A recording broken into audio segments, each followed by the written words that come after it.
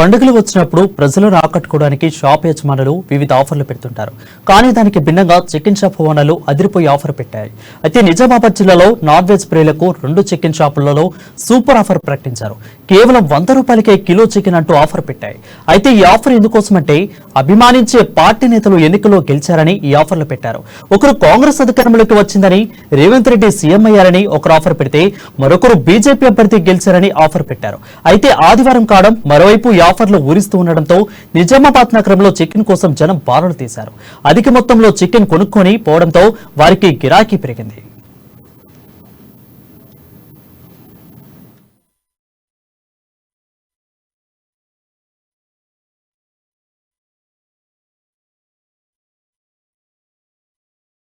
Congress party Revanth Reddy sir వచ్చిందని మాకు సీఎంగా కావాలని ఇది ఉండే వచ్చిండు సార్ సీఎంగా అయిపోయిండు. అందుకోసం మా కుర్చీలో మేము 100 రూపాయల కిలో చికెన్ అమ్ముతున్నాం. పొద్దున 6 నుంచి సాయంత్రం 6 గంటల దాకా ఉన్నది సార్.